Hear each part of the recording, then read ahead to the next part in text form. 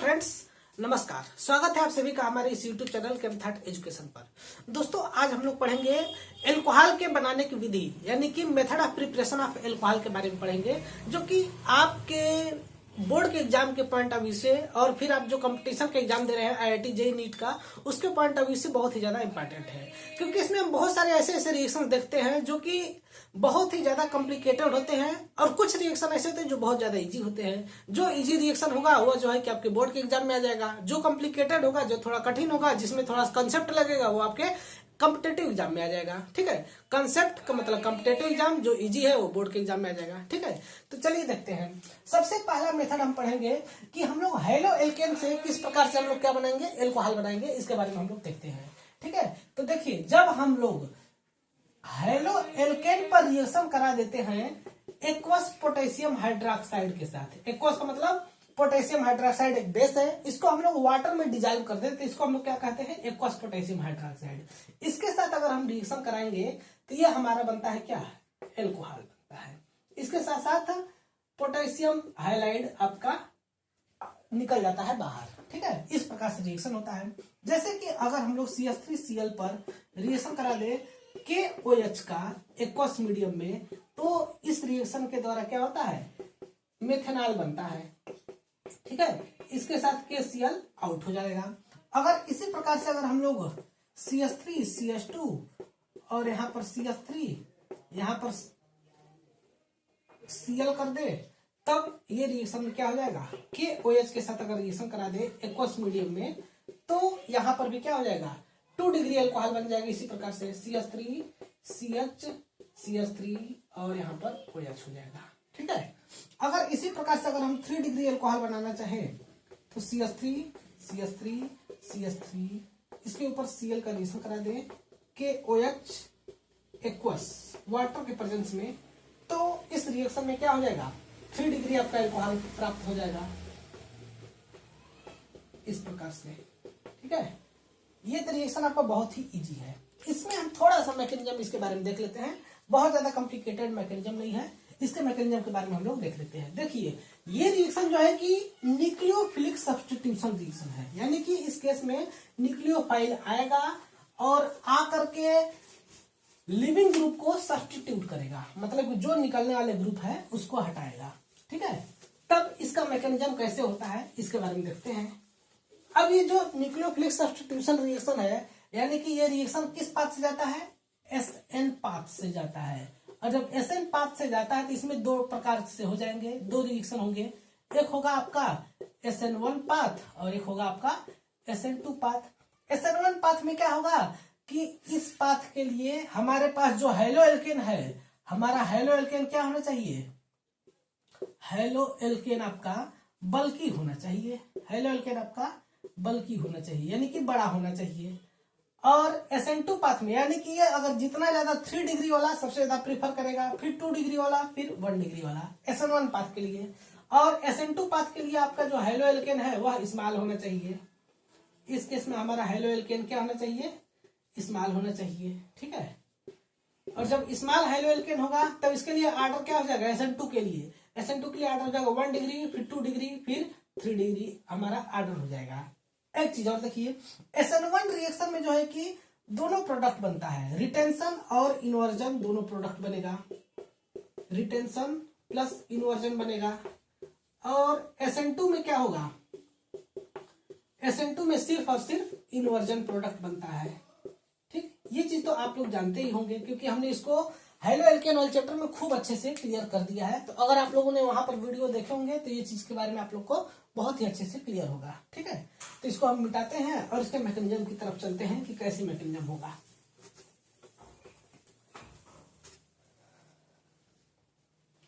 देखिए, सबसे पहले क्या होगा कि यदि हमारे पास कोई हेलो एल्केन है, मैकेनिज्म हम बता रहे हैं। सबसे पहले यदि हमारे पास कोई हेलो एल्केन है, तो अगर हमारे पास KOH एक्वस आ गया तो ये तुरंत क्या हो जाएगा, अपने आप को ब्रेक कर लेगा कार्बोकैटायन में, कार्बोकैटायन प्लस हाइड्रोजन, ये चीज बन जाएगा। अब यहां पर आकर के KOH अटैक करता है, यानी कि बेस अटैक करता है। KOH एक्वस क्या है, ये हमारा बेस है, और जब ये बेस है तो यह क्या करेगा, ये अटैक करेगा किस पोजीशन पर, यहाँ पर OH माइनस होगा और K प्लस होगा, K प्लस और OH माइनस, तो ये OH माइनस यहाँ पर अटैक करेगा तो ROH बन जाएगा और यहाँ पर Cl माइनस बन जाएगा। या फिर इसको हम और अच्छे ढंग से कहें तो सबसे पहले क्या होगा, हेलो एल्केन ब्रेक होगा किस रूप में, R प्लस धन Cl माइनस के रूप में, यानी कि यह बन जाएगा आपका कार्बोकैटायन। ठीक है, अभी आप थोड़ा सा हम इसको और अच्छे से बताएंगे, पहले आप लोग सिंपल लैंग्वेज में देखिए। सबसे पहले कार्बोकैटायन बनेगा। अब यहाँ पर क्या होगा, अब यहाँ पर आएगा क्या, इस कार्बोकैटायन पर, और ये बनेगा कैसे, ये आपको बहुत ही स्लो स्टेप में बनेगा कार्बोकैटायन। ठीक, तो अब इस कार्बोकैटायन पर अटैक करेगा कौन, KOH। जब KOH अटैक करेगा तो ये स्टेप क्या हो जाएगा, ये वाला स्टेप आपका फास्ट स्टेप हो जाएगा। जब यहाँ पर कार्बोकैटायन अटैक करेगा तो ये क्या बन जाएगा, एल्कोहल आपका बन जाएगा। ठीक, इस प्रकार से चीजें प्रोडक्ट बनती है। ठीक है, अब हम एक स्पेशल केस लेकर के मैकेनिज्म देखते हैं।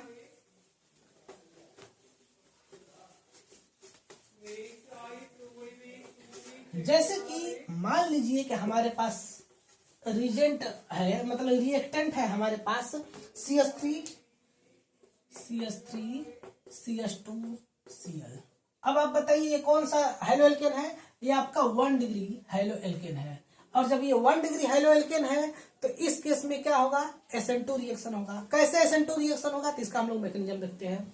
ये सबसे पहले क्या करेगा, ये सबसे पहले स्लो स्टेप में ब्रेक होगा और ब्रेक होकर के क्या बनेगा, ये बनेगा आपका, देखिए एक चीज हम यहाँ पर ध्यान देंगे कि SN2 मैकेनिज्म में क्या होता है कि ये SN2 मैकेनिज्म में पूरा का पूरा ब्रेक नहीं होता है, यहाँ पर बैक साइड से KOH अटैक करता है, इसलिए हम इसको कार्बोकैटायन के रूप में ब्रेक नहीं करेंगे। SN2 मैकेनिज्म का ये खास बात होती है। तब इसको हम लोग कैसे करेंगे, तब हम लोग इसको इस प्रकार से लिखेंगे, क्योंकि यहाँ पर एक साइड से हेलो एल्केन निकलता, हाइड्रोजन निकलेगा तो दूसरे साइड से क्या होगा, दूसरे साइड से KOH अटैक करेगा। जैसे CH3 CH2 Cl है, तो अगर यहाँ पर क्या होता है, 1 स्टेप मैकेनिज्म होता है SN2 में, KOH आएगा और जैसे ही KOH आएगा तो यहाँ पर क्या हो जाएगा, C, यहाँ पर CH3 लिख देंगे, यहाँ पर एक ठो H यहाँ पर होगा, एक ठो H यहाँ पर होगा, यहाँ पर OH माइनस धीरे धीरे यहाँ पर इंटर मार रहा है, OH माइनस धीरे धीरे आ रहा है, और यहाँ पर जैसे यहाँ पर Cl माइनस धीरे धीरे निकल रहा है, ये वाला बॉन्ड फॉर्म हो रहा है, ये वाला बॉन्ड ब्रेक हो रहा है। इसमें ये चीज क्या बनता है, ट्रांजिशन स्टेट बनता है। और जैसे ये ट्रांजिशन स्टेट बना तो अगले स्टेप में क्या हो जाएगा, अगले स्टेप में यहाँ से क्लोरीन पूरा का पूरा निकल जाएगा और यहाँ पर क्या हो जाएगा, CH3 और CH2, ये चीज आपका जो है कि बन जाएगा। इसमें इसको हम लोग क्यों SN2 रिएक्शन कहते हैं, क्योंकि इस केस में इस रिएक्शन का जो आर्डर होता है वह आर्डर 2 होता है। एक तो इस रिएक्टेंट के कारण, दूसरा इस बेस के कारण, बेस में जो OH माइनस है उसके कारण से इसमें आर्डर 2 होता है। SN2 रिएक्शन का खास बात होती है कि इसमें आर्डर 2 होगा और इसकी जो स्टेप होता है, इस रिएक्शन की जो स्टेप होती है, इसमें स्टेप जो है कि 1 होता है। और SN1 रिएक्शन में जस्ट अपोजिट हो जाता है। SN1 रिएक्शन में आर्डर 1 होता है और स्टेप 2 होते हैं। ये इस प्रकार से इसकी मैकेनिज्म चलती है। जब इसमें क्या हो, जब इसमें स्मॉल यानी कि 1 डिग्री हेलो एल्केन हो तब। अब देखिए जब 2 डिग्री हेलो एल्केन होता है तब क्या होता है। अब हम इस पर चलते हैं कि जब 2 डिग्री या फिर 3 डिग्री हेलो एल्केन हो उस केस में क्या होता है, इसकी मैकेनिज्म कैसे जाती है। तो देखिए जब भी हम सिंपल तौर पर हम 3 डिग्री लेकर के ही चलेंगे, क्योंकि 3 डिग्री में हमको समझना आसान होगा। CH3 CH3 CH3 और यहाँ पर हम कर देंगे Cl। अब इसमें जो है कि जो हम पहले स्टेप में मैकेनिज्म बताए थे उस तरह से चलता है। सबसे पहले स्लो स्टेप में ये ब्रेक होगा और ब्रेक होकर के कार्बोकैटायन बन जाएगा, CH3 CH3 और यहाँ पर हो जाएगा CH3, यहाँ पर आ जाएगा आपका प्लस चार्ज। ठीक है, ये चीज आपका क्या बन गया, कार्बोकैटायन बन जाएगा।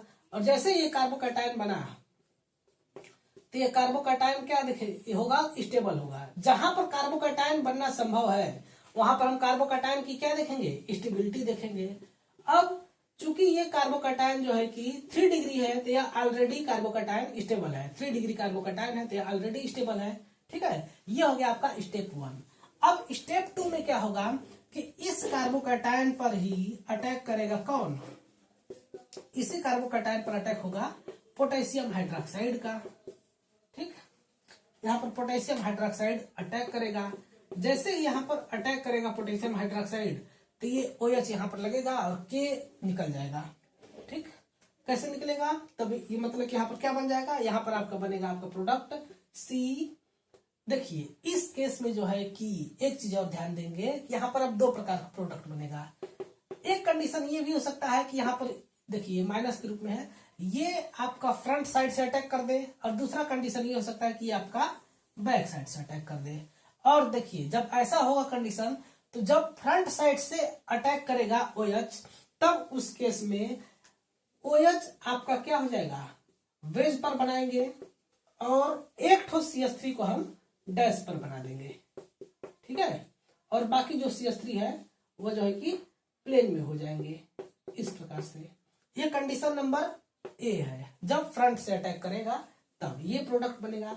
इसके साथ साथ अगर कंडीशन नंबर B लगा दें कि जब OH माइनस बैक साइड से अटैक करे, क्योंकि ये देखिए ये अब ये मालिक्यूल तभी समय क्या है, ये जो CH3 है कार्बोकैटायन है, CH3 कार्बोकैटायन किस में है, प्लेन में है, प्लेनर कार्बोकैटायन है। इसकी हाइब्रिडाइजेशन इस समय sp2 है, sp2 से sp3 हाइब्रिडाइजेशन में चेंजिंग हो रही है।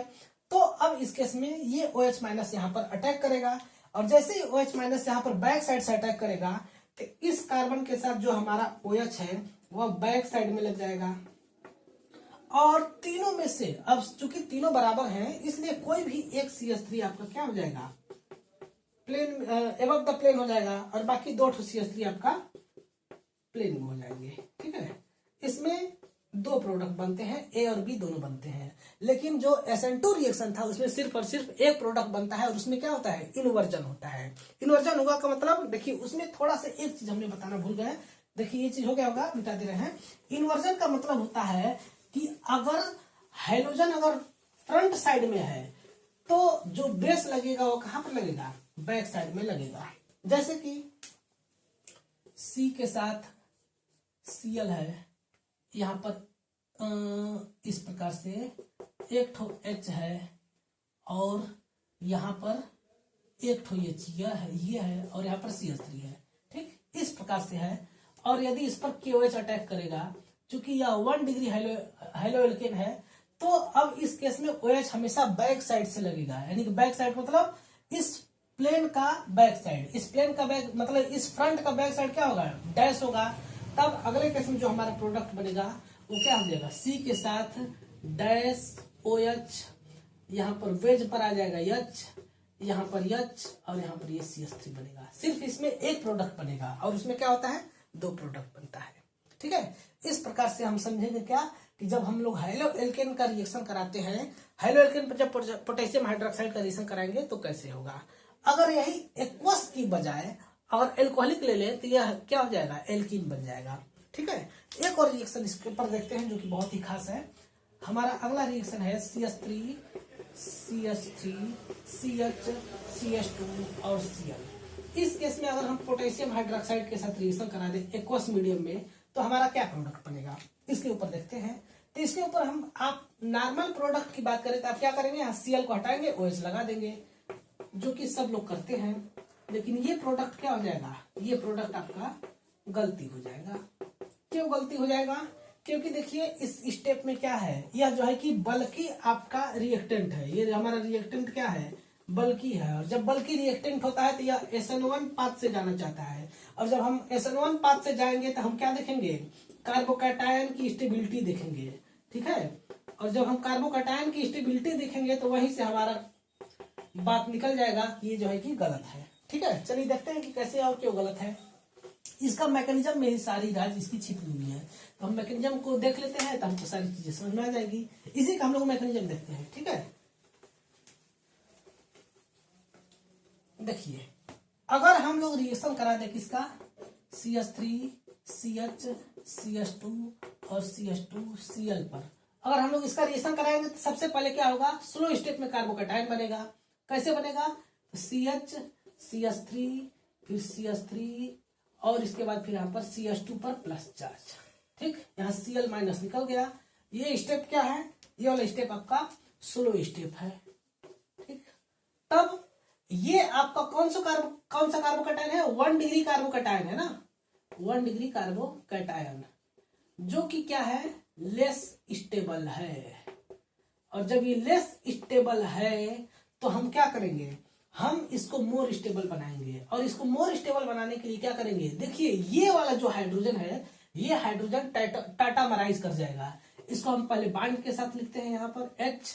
अब ये हाइड्रोजन क्या हो जाएगा, यहां से उठ करके यहां जाएगा, क्या जाएगा, H माइनस जाएगा, ठीक है। H माइनस शिफ्टिंग यहाँ पर होगा, हाइड्राइड शिफ्टिंग होगा, तब उसके आधार पर क्या बन जाएगा, C, फिर यहाँ पर CH3, फिर यहाँ पर CH3, और यहाँ पर फिर से CH3 आ जाएगा, और ये जो प्लस चार्ज है वो शिफ्ट हो जाएगा यहाँ पर। अब ये क्या हो गया आपका 3 डिग्री कार्बोकैटायन।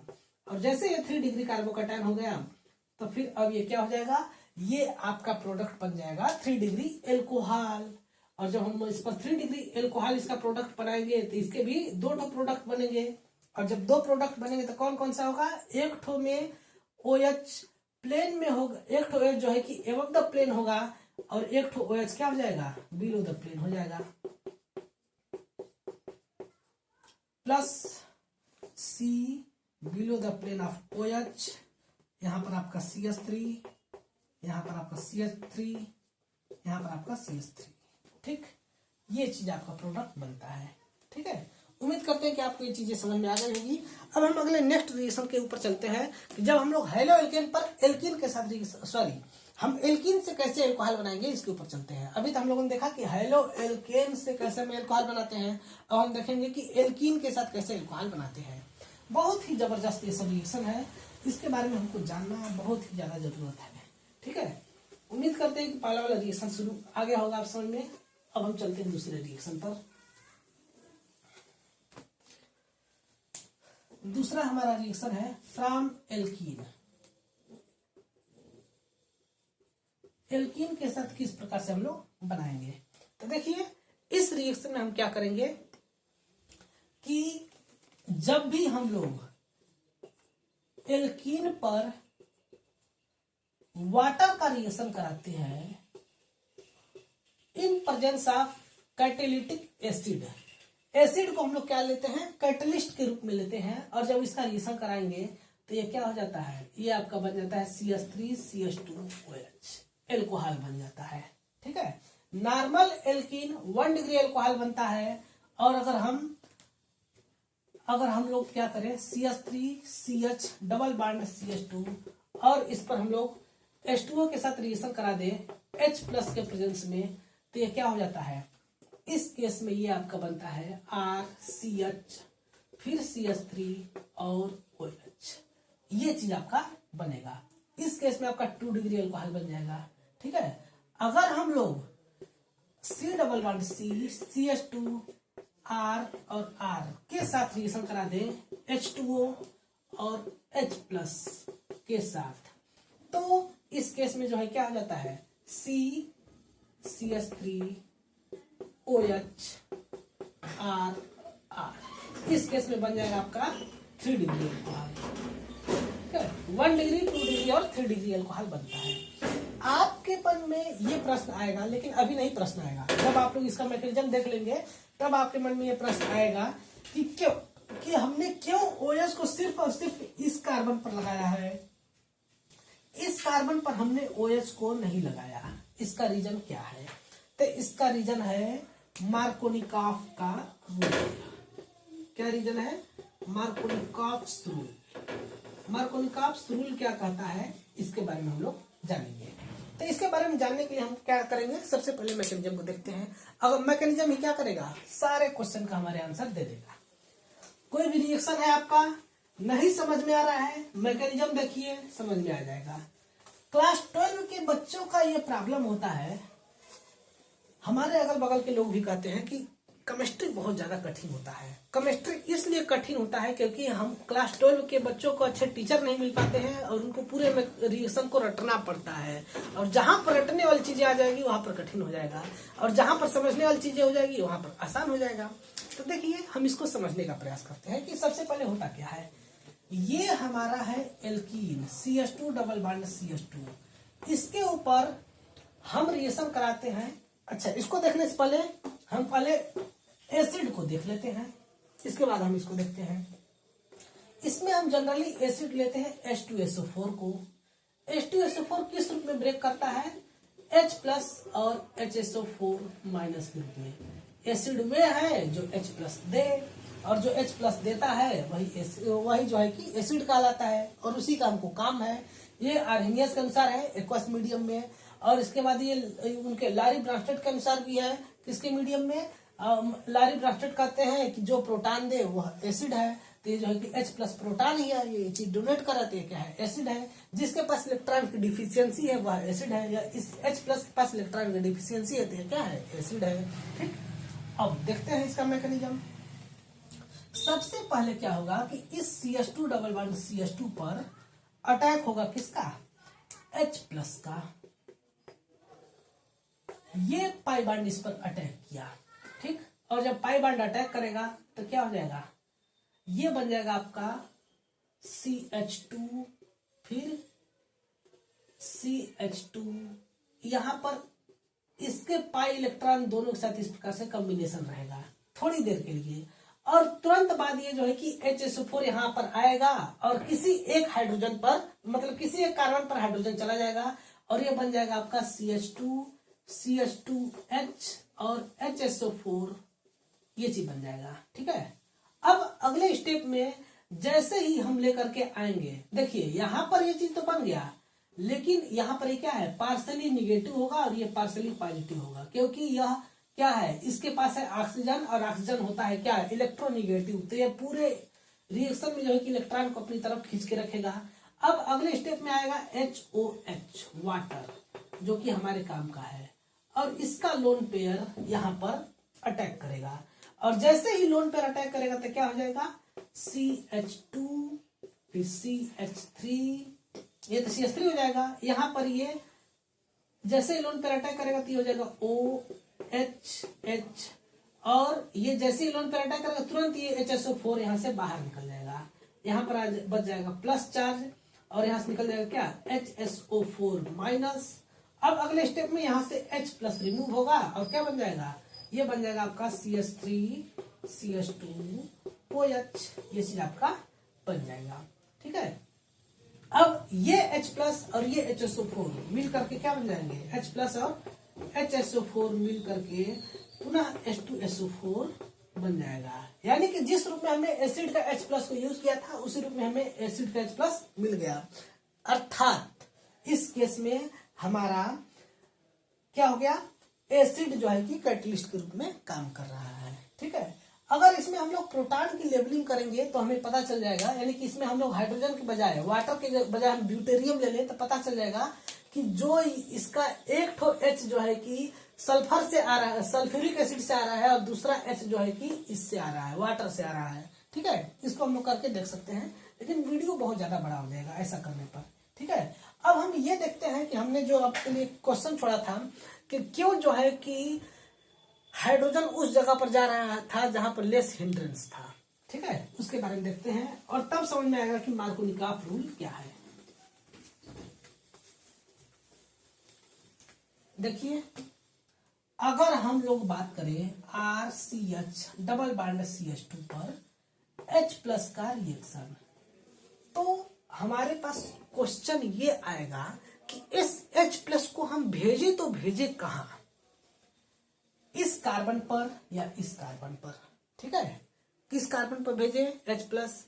तो इसके लिए हमारे पास एक साइंटिस्ट हुए हैं, उन्होंने एक रूल दिया है, उस रूल के अनुसार पता चलेगा कि हम इसको कहां भेजेंगे।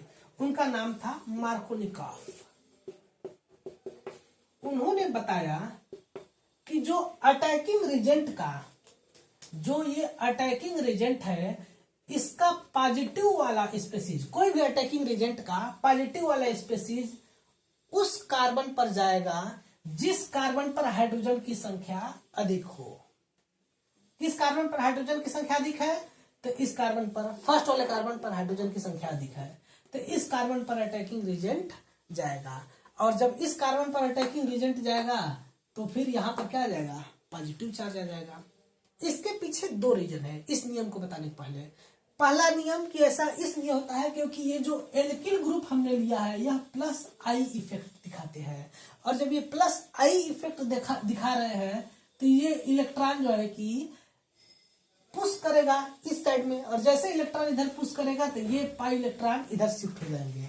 जैसे पाई इलेक्ट्रॉन इधर शिफ्ट हो जाएंगे तो इसके पास इलेक्ट्रॉन की कमी है, तुरंत ये इलेक्ट्रॉन की कमी वाला स्पीसीज इस पर आना चाहेगा, और जब इस पर आना चाहेगा तो ये क्या हो जाएगा RCH, फिर CH3 यहाँ पर आ जाएगा प्लस चार्ज। इसमें एक चीज तो ये प्लस आई इफेक्ट है, और दूसरा क्या है stability of carbocation, stability of carbocation भी है।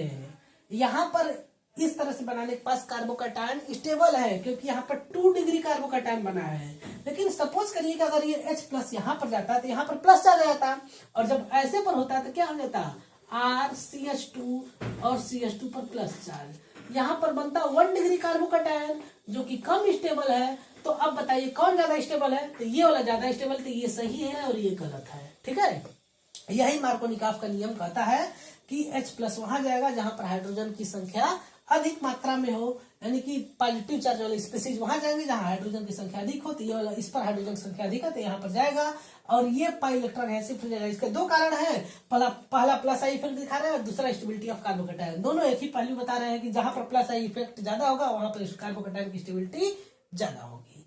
ठीक है, तो अब इस केस में इसमें बहुत सारी और परिस्थितियां आती हैं जिन परिस्थितियों में कि ये पालन नहीं हो पाता है, और जब ये पालन नहीं हो पाता है तो वहां पर एंटी मार्कोनिकॉफ रूल लगता है। अभी वो वाला भी हम बता देते हैं। ठीक है, जैसे कि देखिए अब यहाँ पर क्या हो जाएगा, अब इस पर हम अटैक करेंगे HOH का, तब ये इसका लोन पेयर इस पर अटैक करेगा और क्या बन जाएगा RCH, फिर CH3, यहाँ पर हो जाएगा OHH प्लस चार्ज, तो यहाँ से तुरंत रिमूव होगा, और रिमूव होकर क्या बन जाएगा RCH, CH3, और यहाँ पर हो जाएगा क्या OH, 2 डिग्री अल्कोहल बन गया। ठीक है, अब एक और केस लेते हैं कि अगर यहाँ पर एल्किल के बजाय यानी कि कार्बन की जगह पर कोई हाईली इलेक्ट्रोनेगेटिव स्पीशीज लगा दे तब क्या होगा, तो उस केस को हम लोग क्या कहते हैं एंटी मार्कोनिकॉफ रूल कहते हैं। ठीक है, जैसे कि एंटी मार्कोनिकॉफ नहीं कहेंगे, सॉरी, उसको हम कहेंगे एक्सेप्शन ऑफ मार्कोनिकॉफ रूल। ठीक है, थोड़ा सा गलती हो गया, एक्सेप्शन, एंटी मार्कोनिकॉफ रूल दूसरा है, exception of Markovnikov rule, Markovnikov rule. Markovnikov rule का एक्सेप्शन क्या है उसके बारे में देख लेते हैं। अगर हम यहाँ पर कोई लगा दे इलेक्ट्रोनेगेटिव ग्रुप के साथ, हम लगा दें किसको डबल बॉन्ड को, तब क्या होगा H प्लस अटैक करेगा। कहाँ अटैक करेगा, तो देखिए इसके लिए अब कारण ये है कि ये क्या है हाईली इलेक्ट्रोनेगेटिव ग्रुप है, माइनस आई इफेक्ट इसके पास बहुत ज्यादा है, तो ये क्या करेगा इलेक्ट्रॉनों को अपनी तरफ खींचेगा, और जब ये इलेक्ट्रॉन इसकी तरफ खिंचाएंगे तो ये इलेक्ट्रॉन इधर आएंगे, तब ये पाई इलेक्ट्रॉन इस कार्बन पर आना चाहेगा, और जब पाई इलेक्ट्रॉन इस कार्बन पर आना चाहेगा तब भाड़ में जाए हमारा कार्बोकैटायन की स्टेबिलिटी। हम यहाँ पर बना देंगे क्या हाइड्रोजन को, और यहाँ पर हो जाएगा CH2 प्लस। अब यहाँ पर कार्बोकैटायन की स्टेबिलिटी का कोई मतलब नहीं रह जाता है, इसकी इलेक्ट्रोनेगेटिविटी बहुत ज्यादा होती है। ठीक है, तब अगले स्टेप में H2O आएगा, लोन पेयर अपना देगा इस कार्बन पर, और ये क्या हो जाएगा NO2 CH2 CH2 और CH2OH हो जाएगा। ठीक है, यहाँ से H प्लस जिस रूप में आया था उसी रूप में रिलीज हो जाएगा। ठीक है, ये था आपका क्या चीज एल्कीन से किस प्रकार से हम लोग एसिडिक हाइड्रोलिसिस करा करके एल्कोहल बनाते हैं। ठीक है, इसके बारे में हम लोग देखें। अब कल के अगले नेक्स्ट वीडियो में हम लोग देखेंगे हाइड्रोबोरेशन ऑक्सीडेशन। ये चीज बहुत ही ज्यादा इंपॉर्टेंट रिएक्शन है, इससे खासकर एग्जाम में क्वेश्चन आते हैं। इसका मैकेनिज्म बहुत ज्यादा इंपॉर्टेंट है क्योंकि मैकेनिज्म से बहुत बार क्वेश्चन आता है और बच्चे फंस जाते हैं। ठीक है, तो इसलिए हम इसको यहीं तक रखेंगे। कल हम लोग पढ़ेंगे हाइड्रोबोरेशन ऑक्सीडेशन। ठीक है, तो आज के इस वीडियो में यहीं तक। यदि आपको इस वीडियो में कोई भी चीज अगर डाउट रह गया तो आप हमें कमेंट करके पूछ सकते हैं। बाकी अगर वीडियो अच्छा लगा तो अपने दोस्तों के साथ भी अवश्य शेयर कीजिए। ठीक है, धन्यवाद।